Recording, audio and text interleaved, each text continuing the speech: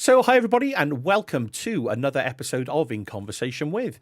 My name is John Lunn, aka Jonnychipz, and in this video series, we talk all things cloud with experts and advocates from right across our industry, covering a wide variety of topics, from skills and careers through to technical overviews and soft skills. So, whether you're watching this on YouTube, Twitch, Twitter, or LinkedIn, thanks so much for tuning in. It's really appreciated. Please do take part in the chat below. Drop us a comment, a like, and a subscribe. That would be absolutely awesome. Okay, so my next guest is the CTO at Methos in the Netherlands at the moment. He is a Microsoft MVP and a Microsoft certified trainer and a huge community leader. And of course, he's a superb ambassador for our community, and especially in the PowerShell community. So based over in The Hague in the Netherlands, I'm thrilled to welcome my next guest on In Conversation With as Mr. Jeff Wouters.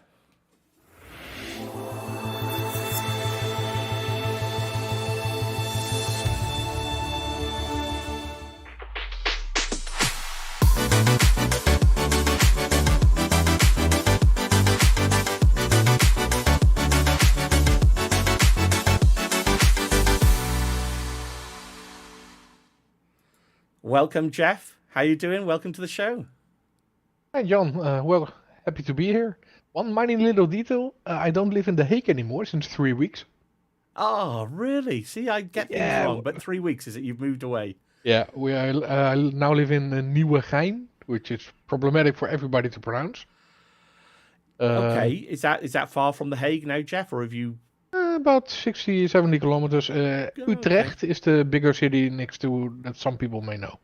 Okay, yeah, absolutely. Well, apologies for getting that wrong, Jeff, but if you've moved in the last 3 weeks, then there we are. But look, firstly, Jeff, thanks so much for giving up some time and coming on and saying hello to me on this show. It's an honor and privilege to have such awesome community folk come on, and we'll have a chat around a few topic areas, which I think we've got a few pretty decent areas nailed out now for this show, Jeff. So, look, before we get stuck in, I don't know if you want to give yourself a little bit more of a broader intro, maybe talk a little bit around, what you're working on at the moment and how did you arrive at this place in your career to date? Okay, well, Jeff Wouters. I live in the Netherlands, born and raised here. Married now, 2 cats, working on a dog. And I've got my another passion, that's a 2-meter aquarium. I had to a little bit of bribe my wife to get an aquarium that big. Wow, 2 meters, yeah. Yeah. And yeah, I've been working in IT since it feels like forever.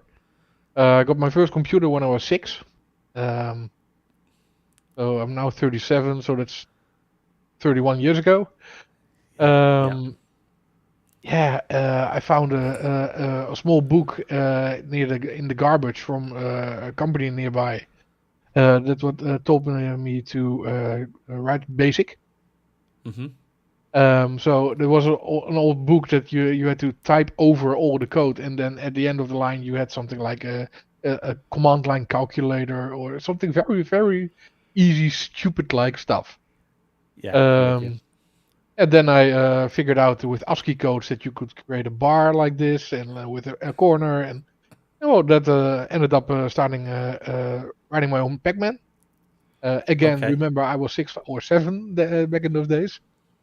I always had a love for programming, but then at school I had a year where you get both programming and operations, dev and ops. They didn't call it DevOps those days, but. And I had a teacher that was very bad at explaining programming. So that's where I actually lost my love for any coding. So I went to ops. I loved it. I did a bit of HTML, PHP, whatever I could find and solve a problem with. Then I finished my education. That is, in the Netherlands we call it MBO. It isn't like I don't know what the international equivalent of it is. Then I started working full time. I ended up doing my master's degree in the evening. Then I was with technical computer science. Then I was like, hey, in the end I want to start my own business. So I've got my technical stuff ready now. I want to do some business, so let's do an MBA business management. Wow. Just Okay. because I like learning stuff. You could just as easily follow a course of 2 weeks. No, let's do it. Let's do an MBA, full Of blown. course. Yeah. I did it a little bit more than 3 years, so that's quite fast. And then I was like, okay, now I've got my technical stuff ready. I've got my business stuff ready. Hmm. But people, companies consist out of people, so Yeah. let's do some psychology. Okay. Yeah. So I went next to my 40 hours a day, 40 hours a week business. Yeah. I went to the university. I got my PhD in psychology. Wow. Why? Because I like learning and I'm just playing crazy. Um, That's good then going, Jeff. That is good going. Yeah. Okay. yeah, during that education, I met my wife. Hmm. Luckily, at the end of my education, because if I met her at the beginning, I would never have finished it. Yeah, and somewhere in between, I went from being an employee at a system integrator to going freelance. I believe that was in 2013-ish, Hmm. 24. Yeah, so about that.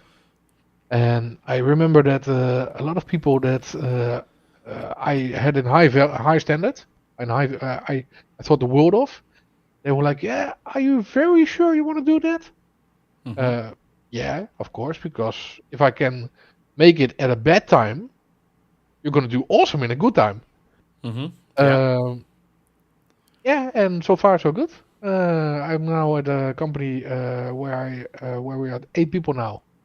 So I've Cool. got Okay. 7 employees. We're slowly growing, and what we do is cloud and data center automation Hmm. with a lot of Microsoft focus. Sure. Um, yeah, we're having a blast. Well, I guess we're going to, you throw me by all of these different studies that you've done over the last. I mean, when did you start these studies, Jeff? Because I mean, it's really, certainly today we hear a lot about the fact that whether it's the fact whether you believe or disbelieve in it, but lots of people come into the industry. There's always this kind of stigma in a sense around university educations now. It seems in today's society around not necessarily having to have a university degree to get into technology, which let's face it, absolutely it's right. But I mean, I'm a believer in those kind of ways of learning because I believe they don't just teach you about the technical aspects; they teach you more around how to learn. They teach you how to learn more than anything. Yeah, So that's what I believe in that university education system for, not necessarily the topic areas. However, wow, how can I ignore those topic areas that you just pulled up? So you went through computer science, you did an MBA in business administration, and then you thought you'd do a PhD in psychology. yeah, There's because an obvious, I mean, there's an obvious question here, Jeff, but clearly those three different kind of tracks are playing into your business today and maybe even the automation work that you're doing with companies. I mean, do they interact with each other, Jeff? How do those three kind of disciplines work for you? a little bit. When you look at MBA or business management, you the the education itself is very wide. Hmm. It touches a whole bunch of other subjects. One of them was rhetorics. So to use words to bring your message across, how to use those words. So you've got logos, ethos, and ethos. Hmm. So logos is your message, the actual message. Ethos, yeah, ethics basically, and ethos is how you bring it. So, for example,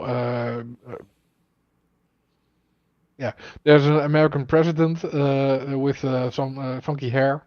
Hmm. Um, he had probably had a very big ethos, so flamboyant speaker, etc.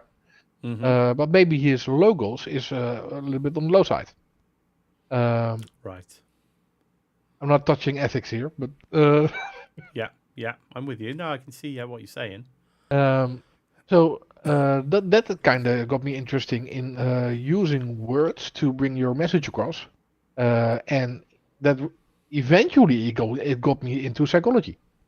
Mm. Um, but within psychology, I got the focus area of counseling. So essentially it means that if you have problems, you go to a psychologist and they try to help you. But there are also psychologists that do mass psychology, for example, helping groups of people. There's a school of thought of change management, can also be psychology. There's a separate education for that, change management, I believe. Okay, yeah, I'm with you. So what I found out is the original education I did. Uh, I went to that and I passed it with ease. There was just no learning involved at all. I just was at school. I followed the classes. I read a book once or twice and I passed easy. Mm-hmm. But then I had to learn to learn, and that's quite difficult if you're not used to that. And I found that once I knew what my way of learning was, things became so much easier. Mm-hmm. But yeah, you have to figure out what works for you. Some people like to sit down and start reading and doing the work for hours on straight. That just doesn't work for me. Let me do it 1 hour a day, and yeah, I'll pass a university education easy. So baby steps is what works for me. I mean, it's just a really. I mean, I didn't realize. I didn't even think we'd jump off into this area first off, Jeff. But one of the things is always it's been one of those things in my mind around kind of the psychology of learning, because when you hear debates going on around, you don't need to have X, Y, Z to get a job in tech, and may very well absolutely be the case. But I think, there's lots of different facets that play into that, in terms of, like you said, and I like the way that you brought up those kind of three key areas, like around ethos and athos, and, kind of how you learn, that ability to learn is something that, whether you realize it or not, you kind of need to learn how to learn. And that's the one thing, because I was always, I wasn't straight out of school, college into university. I started work and then did university as an older student. And that's the one thing I always hook my hat on, as to when somebody says, why did I spend 10 years of my life going through BSc, MSc to do that as a mature student? And the one thing I always say is, it taught me how to learn. It wasn't necessarily about that. But then when you brought up that you'd done psychology, it's like, that's always been quite an inquisitive thing of my own, where you think, well, how do people learn? What motivates people? And so, okay, if you've done it in a specific area of psychology around counselling, then maybe there are other disciplines in psychology. But I'm just intrigued to, how you saw the world at the moment. And I know there's an area, well, maybe let's talk about that now. But, maybe we'll kick things off around talent spotting, Jeff, because we know we're in this wonderful world of tech that we're going to get onto in the rest of this episode at some point now, and we'll talk around some other areas. But shall we kick off with this area of how do you spot somebody that will be able to do a good job for your business? Essentially, there's a phrase: game recognizes game. Okay. So whenever you are in at an event, technologists will find the technologist. They will within a group of 100 people, they will find the one. Mm-hmm. So how does that work? People recognize each other somehow. Is it body language? Is it words that you hear? What it is exactly? Once people know that, the recruitment becomes very easy. But what I will always look at, also in interviews with people or interview with me to maybe get hired by me. Mm-hmm. What makes you tick? What makes you happy? And once people start talking about their passion, you see the what's funkling? You see the twinkle in their eyes. Yeah. What in the past 3 years did you do that you are proud of? Mm-hmm. Now, most people, especially in an interview for a job, they start talking about a project they did and etc. etc. One of the people that I interviewed, he told me I became a father, and I was so thrown off by his answer, but it was a beautiful answer. So, but it had nothing to do with technology. Yeah. I actually like that answer. Because what are you passionate about? He immediately thought about his children. Um, yeah. So how do you recognize that? The moment you just get people talking about their passion, any kind of mask they've got on, any some people try to control their body language or their micro expressions, etc. The moment they start talking about their passion, it is very, very difficult to keep that in check. I know exactly what you mean by that, and and I guess it's one of those things, isn't it? As to why maybe we face the community a bit more because we are passionate in these areas, and everybody has got their own passion, and it's about kind of, all of these things I think go hand in hand. We started off talking about education and your superb kind of pathway through that kind of education format. I mean, do you think that's a big thing when it comes to talent spotting? Do you think education and accreditations and certifications play a part at all No, in when you're looking for a hire? for me, no. The one downside I have, we work in, uh, we basically place our people at customers in either projects for the customer, or in IT ops teams. So some customers have what do you call it, a vacancy where they demand somebody has a master's degree, or Okay. even worse, university. Uh, I actually myself, I worked at one of those customers one time, and they made me do a test, and it was an adaptive test. Okay. So apparently, I had one of the larger, higher scores they ever had. Uh, and I was actually surprised by that because they didn't tell me it was an adaptive test. So it became very, very difficult for me to do the test. And apparently, the better you make it, the more difficult it becomes. So Right. if you're Okay. like, oh, Yeah. that was easy, then you did a terrible job. Fair enough. Got you. Yeah. Um, but I got there, and then when I found out that the people were overthinking things all of the time, and sometimes they were like, "Yeah, but you can just do ABC. All of the rest of the alphabet isn't needed." Um, yeah, and that doesn't fly with some people. And with our recruitment, we look for people that have something like the same humor kind of thing that works. People that are not very dominant. Uh, I always say we don't run any roosters. Once you have one Yeah. rooster, they can make it toxic for everybody.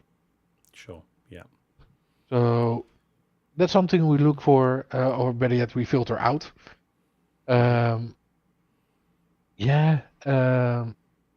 I suppose it's like you say, it's finding that passion and getting people to speak about the things that they're passionate about. I agree with you wholeheartedly about the fact that as soon as you find somebody to speak about a topic that they are interested in, you can just set them off and they will describe, and you know then that that person has got it. Now, I think whether they've got their university education, whether they've sat certain certifications. I mean, I always ask, we're being asked to stay on top of so many different technological advances. How do you kind of stand out from the crowd, so to speak? So, I mean, what would you say it is for you, Jeff? Is it more that personality aspect that would be, as a one-on-one, if you're employing somebody for your business, it's that the personality has to, because I agree, by the way, I think personality and a fit and having the right attitude is, I think, a significant amount of being successful, in a Yeah. lot of jobs, not necessarily just technology. But do you always look for that? I mean, or do you and just leave it there? Because I think it's certainly what I've seen across the industry now to date is that, yes, we've got certifications for certain technology tracks, especially when it comes to cloud and Azure. And there's a whole debate that can go on around that whole industry of certification. But equally, when you've got to learn something, how do you know what to learn almost? Where do you start? And for people what's your take on that, Jeff? Is there a part to play there? Yeah. In the beginning of my career, I was an interview with a customer. I was an employee back then, And the customer said, okay, it's Tuesday today. You can start on Monday. However, you need to be Exchange 2007 certified. Okay, yeah. So I had Wednesday and Thursday to learn and Friday to pass the exam. Mm. I haven't, back in those days, I never touched Exchange before, ever. Mm. So that's impossible. So this is the one exam where I cheated. I can say right now, and I don't care if Microsoft will punish me for that because, yeah, I had to. I went online, I looked for the answers and the questions. I learned about 200 questions out of my head with the answers. I passed the exam with flying colors. And during the almost a year that I was at the customer, I never saw Exchange. Mm. But I had to be certified. So Yeah. these days, I believe in the 90s, you got certified to prove that you had the knowledge. These days, you become certified to pass the HR department. Yeah, I certainly, I'm seeing a bit more of that, to be honest. I think it's, do you know, I think it depends who you are. I think if you're new into the industry, certifications are great in the sense that they give you tracks to follow, so you know that you're on track to learn the things It, that you should be learning. Then you need it to helps apply if you it. have an MPP award. It really helps. Yeah, no, absolutely. Yeah. I mean, but I think it's just one of those things, isn't it? That there's so much noise out there at the moment. There's so much technology going on, so many changes and different things happening. It's almost like which bastion of hope and which bastion of learning material do I follow, and what are my aims and goals? That's one of the reasons why I actually kind of start liking the concept of role-based exams Mm. And role-based certification. However, I'm kind of missing right now the exams of Windows Server. Back in the days, you had MCSA, MCSE, where quite a few of the exams were focused on Windows Server only. That's And right. these days, pretty much on Windows Server, what you get is hybrid-related exams. What's about actual DNS, clustering, all of those roles, even what was it called? Branch cache. Yeah. No, I know what you're saying. I think they just released something like the AZ800 and the AZ801 exams, and they are the closest things that we've got Yeah, to those servers exams now. And I think yeah. they do touch on those areas, but I agree, it's more around how do you make those legacy on-premise technologies interact with hybrid cloud and public cloud services. But no, I know what you mean. I think that's been a gap. I completely agree, and I guess this is kind of turning the attention to your kind of technical focus area of automation and automating things that, operating systems, VMs, and things that live once upon a time in a hypervisor cluster somewhere in a private data center, but now more and more on a cloud fabric like Azure. So, I mean, talk to me about what you do, Jeff, in terms of that automation role that you're currently up to. What's being a Microsoft MVP, I'm assuming you are very skilled in PowerShell and the likes of. So, talk to me a little bit about that whole area, Jeff. How does that work for you? Well, the first thing I have to say, the moment people start saying, "Hey, you are the PowerShell expert" or whatever, it makes me feel uncomfortable because I'm not Sorry, an yeah, expert. The people that I look up to, those are the experts. sure. But I know yeah, what you mean. I believe they call it imposter syndrome. But yeah, But you're doing yourself down. Absolutely. I know where you're coming from, I but know I'm how to sure. script, sure. Yeah, Yeah. yeah. Um, yeah, for me, what we mainly do is we help customers migrate from on-premise to Azure Hmm. and or Office 365, Microsoft Cloud basically. Sure. And I do have to say that the current preferred migration strategy from Microsoft is to migrate as is to Azure. And once you are at Azure, then you start refactoring. Hmm. But however, if you have a local data center, you migrate all of your stuff to Azure, then you will actually pay more. Hmm.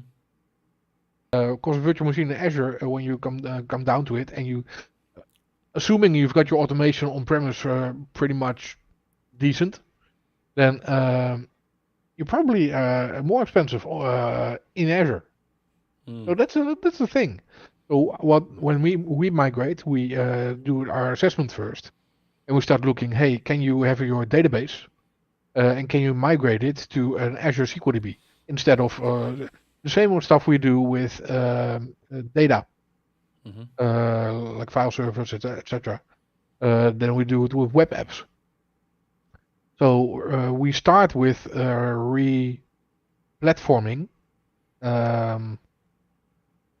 and the next step is doing it through Azure DevOps, deploy stuff through a pipeline. And this is something where customers, I think, can invest heavily in. These days, customers are paying heavily for security solutions, which can be awesome, by the way. But a security solution shouldn't be a blister on something that's broken in the first place. So, got you.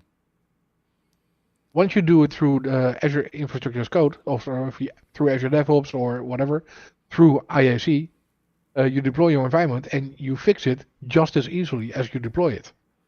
Once you do it that way, then security solutions will truly become what they are intended to do, and not to, I don't know how you say it in English, but basically, security tools should monitor what's going on, and anything that's outside of the normal behavior, it needs to flag. Sure. Okay. Yeah. And pretty much nothing more. And of course, a firewall is also a security solution. Heavily use a firewall in your solutions. I'm not saying don't use firewalls, but use solutions the way they were intended. And if you start doing that, you may notice that you don't need a lot of very high-paid solutions, where normal solutions do just work just fine. Yeah, I think on that front, I come across conversations with lots of different customers in that regard as well. I think sometimes the complexity of solutions is one thing that I always find fascinating as to why businesses and tech people will quite happily sit down and draw a really complicated architectural diagram and almost convince themselves that that's what a business needs, when actually you can scale probably a lot of that complexity out. And that's what I personally like to help customers do, and challenge some of those questions, which I think is pretty much where you're aiming at there, Jeff, isn't it? That's I've got a triangle I always try to draw out, which basically comes to deployment. Above of that is monitoring. Above of that is backup, and then disaster recovery. Then you've got the orchestration. Then you've got self-service. And sometimes managers come from an event or whatever, and they say, yeah, self-service, that's what we want. So they buy a product that does self-service. They bring in a partner. They configure the whole self-service stuff. And with one pillar, let's say a user can reset their password. Then you've got thousands of euros, of dollars. You paid for licenses, for servers, etc. Only for a little password reset? Really? Yeah.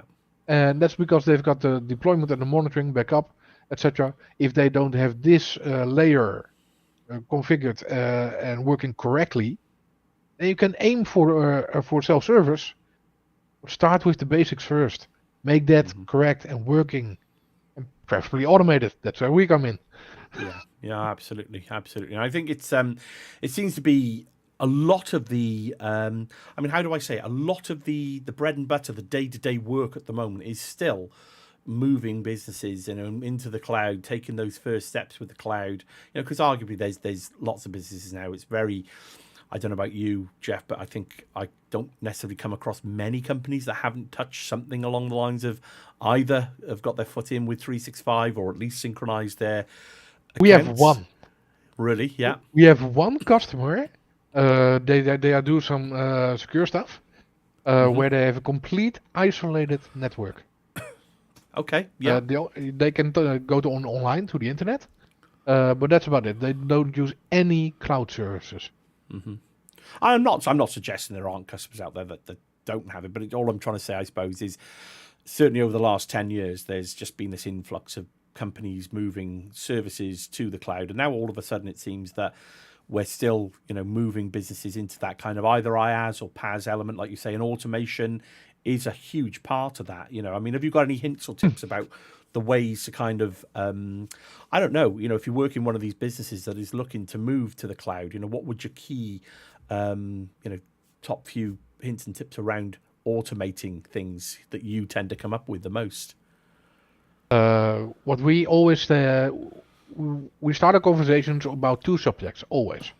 Step one is identity, and looked at in a very broad way, not just users, role-based access groups, etc., but also talk about multi-factor authentication, conditional access, privileged identity management.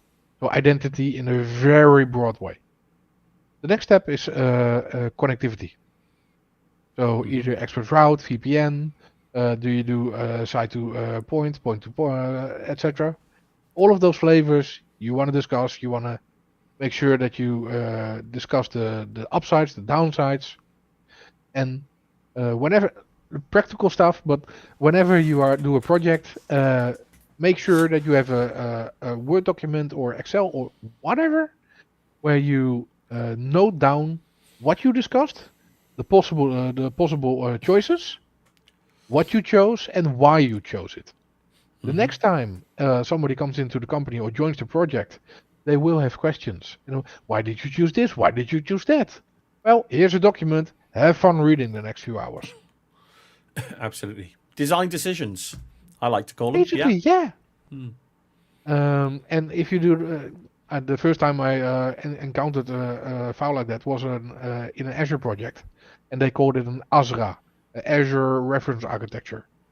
However, for me, as an ops guy, an architecture is something like a diagram or etc. It isn't a 30 pages document about whatever you chose, etc. So the wording, the naming things can be very important for me, and it annoys the hell out of me. I know what you mean. It's a bit of a treacherous path to take, especially when you talk about architecture, because it's like anything, I suppose, in our industry. There's so many overloaded terms that, what you say one word for may have 20 different meanings, I guess. But also, the word, a lot of customers ask for an Azure expert. Yeah. What the hell is an Azure expert? Like, Azure is such a huge platform.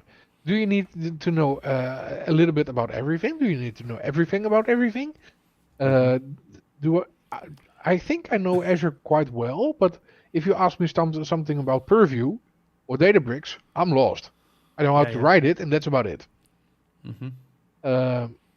So the term Azure expert, if they ask for it, doesn't exist. Yeah. And every now and then there will be a recruiting company or whatever. They will challenge you like, hey, then we need somebody that has a university degree, because they can learn fast and they can become an Azure expert. No, they can't. Nobody can learn that fast, that quick, that much. Yeah. So, and one little detail about the university degree stuff. In the past, it was the idea that you needed to have an IT education to go into IT. Well, the founder of PowerShell, Jeffrey Snover, doesn't have an IT education. He has a university degree in philosophy. And the guy thought of PowerShell. So really, you need an IT degree to get in IT? No, you don't. So all you need is the ability to learn, to adapt quickly. Yeah. And once you can do that, then the paper stuff is additional. And the one downside is you need to get past an HR department. They will control F your resume and, hey, you have this and this paper. No, gone. You need an SCCM expert.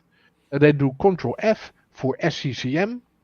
It's only 2 times in your resume. The fact that config manager is stated 25 times. Yeah, but they're looking for SCCM. Yeah, that's right. No, I hear you, and I guess a little sprinkling of passion goes a long way as well for anything like that. But I mean, look, this will take us over to the next tangent, I suppose, Jeff, in the sense that we talked a little bit about community earlier on. You're a co-organizer of the Dutch PowerShell user group at the moment. I mean, you're an MVP yourself. Talk to me a little bit about that community thing. How did you kind of get involved with that? Because as I understand it, you're approaching your 10th year potentially now as an MVP. So it's not like you've been doing this for a short amount of time. Yeah, the Dutch PowerShell user group, we started the thing, me and one employee from Microsoft. We started it because there wasn't one. Sure. And I started learning Hyper-V by visiting the user group. I learned Citrix by visiting the user group. Then I wanted to learn PowerShell, and there was no user group. So we founded the user group out of the frustration that there wasn't one. Mm-hmm. Yeah. And by the way, frustration can be a very powerful motivator. So yeah, that's how we ended up starting. And then Ed Wilson, the Hey Scripting guy, he apparently went to Europe 2 months or 3 months after we were initially planning the event. Okay. But we didn't announce the event yet. So once we got wind of him being in Europe, I contacted him immediately. Like, hey, can you make a little detour to the Netherlands? Yeah. So that ended up happening. So our first user group we had at Wilson. I believe we had Jeffrey's over 3 times now. Wow. Okay. Cool. And a few years ago, I made quite a big step back from the PowerShell user group because I had other priorities. Where Jaap Brasser and Barbara Forbes, 2 other Dutch people, they took it over, or better yet, they filled in the gap that I left. Mm-hmm. And they have been organizing the Dutch the user group for the last 3 years mainly. Cool. And this year I'm planning on stepping back in and hoping to join them. Mm-hmm. But yeah, again, doing a user group, one of the foundational things I wrote down the moment we started is the user group needs to be free. Mm-hmm. Yeah. Free of charge for for visitors.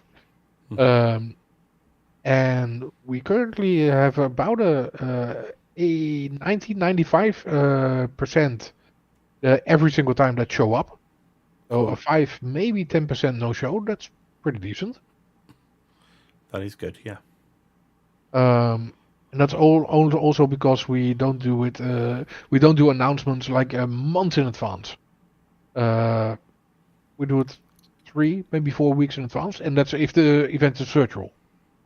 Sure. Yeah. If it's physical, yeah, then people need to, and if it's an entire day, people need to take a day off or arrange stuff. So then at least 4 weeks in advance is useful. Yes. Yeah, absolutely.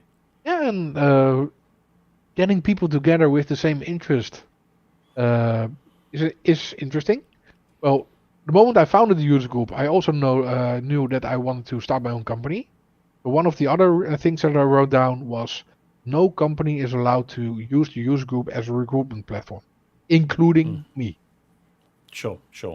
And I know what you mean. Yeah. I do have to say that it was very, very tempting a few times to simply get the attendee list and contact them. But I think that would be abusing my position in the user group. So I don't do that. Yeah, and I guess that's back down to that kind of moral and why you do things for community. And certainly you speak to a lot of other MVPs. I mean, the vast majority of MVPs is that you do it because you enjoy it. You do it because you've got a passion for helping others. And it's not really about that commercial or financial remuneration or, earnings. So I respect that completely. And, I know, being a co-organizer myself of a user group, yes, we've got sponsors, but it's very much seen that they're sponsors there to help the industry, to help people into the industry. Now, Yeah, There's almost like that unspoken rule where, if somebody wants to go and work for the said company that's sponsoring that user group because they happen to have some vacancies, then great. It's a kind of a awesome. win-win, but it's not out there. It's not in people's faces that sponsored by, and we've got all of these opportunities for you. I do respect that, and I think it's right, to a certain extent that community should be about inclusion and fairness and non-profit. Effectively, you're there to help everybody, so I think that's a good stance to have personally. It is different when a company is picking up the bill. Like they're paying Yeah. for a location, external location, they're paying for dinner, they're paying for everything. Mm. Sure, but then don't call it a community event. Yeah, no, absolutely, absolutely. I think it's one of those things. I think certainly when it comes to sponsorship, and I know the companies that help us out, okay, it's not been so great in terms of financial commitment because of virtual events, but certainly when it comes to physical events, room hire, food, like Yeah, you say, yeah. yeah, And I always say, hey, if you allow us to, if you make the possibility that we can use your room and your parking places, etc., then hey, if you've got a speaker or you want to tell something, the slot is yours. Easy. yeah, Because hey, you're facilitating us. And that's what we've done a few times in the past, and that worked out yeah. pretty good so far. No, absolutely. I mean, it's great to see as well, and that's obviously that user group has gone from strength to strength for you. But look, Jeff, I know we could talk for probably hours and hours and hours. I'm looking at the clock now, but thinking, where do we go next? But look, should we aim towards the end of this session now? There's always one big question I like to ask all the guests that come on the show, and it's really around, we've talked around so many different areas from your own perspective, your own career, your own education journey that you've gone through. Why are we doing all this, Jeff, in your opinion? I suppose the question is, what is the next big bet in technology from your perspective? For me, it's the technologist in me says quantum computing. Because the Okay. moment we get to the computing power of quantum computing, every flavor of encryption we have is completely obsolete. Mm. Because any encryption can be cracked. You just need enough computing power. So when the moment quantum computing becomes real, now real, it's already real, but the moment it becomes feasible on a big scale, then any username password solution we have or whatever becomes obsolete immediately. So that's why multi-factor authentication is important. I mean, let me just pick you up on that one quickly, Jeff, because I saw something quite a few years ago about that. But have you got any handy, anecdotal hints or like snippets of info about when you say that quantum computing is going to crack, some, I don't know, triple DES or RSA? What are we talking? We're talking kind of minutes and hours rather than years and decades, aren't we? Yeah. If it's minutes and hours, I'm thinking more like seconds and minutes. If depends on what the promise of quantum computing will bring. Sure. Yeah, some say I would say some say 10 units, some say 100 units. So depending on what we get, the value will change. But the other one, technology, and that's where the psychologist in me is very interested in, Yeah. is augmented reality and virtual reality. Good So one. Good one. my wife actually works in healthcare as a management assistant, and that company is doing research in psychology research. So there's currently a trial going on of people that have trauma, like PTSS, and giving them a virtual reality headset and making them not relive it, but making them confront their fears. Okay. And helping them actually fighting the problems they have. I think that's very interesting. And a friend of mine is working for a Canadian company, and this Canadian company is essentially doing stuff in the porn industry. Okay. Wow. So Yeah. they make video related stuff. So what they are doing, said they were looking into virtual reality and augmented reality. So virtual Jeff, hang reality. on a minute. Let me stop you there. I'm just thinking of the hashtag I'm going to have to put on this video now. With that, okay, carry on. Yeah, TMI. yeah, So the virtual reality stuff. A lot of companies are working on that. They are the only ones that are looking into augmented reality, where you are basically sitting in your comfortable home chair, and suddenly you're seeing your favorite porn star, whatever, walk into your room, doing a dance in front of you, etc. But inside your own living area, inside your room, where you feel comfortable and safe. And from a psychological perspective, that is so extremely powerful. yeah.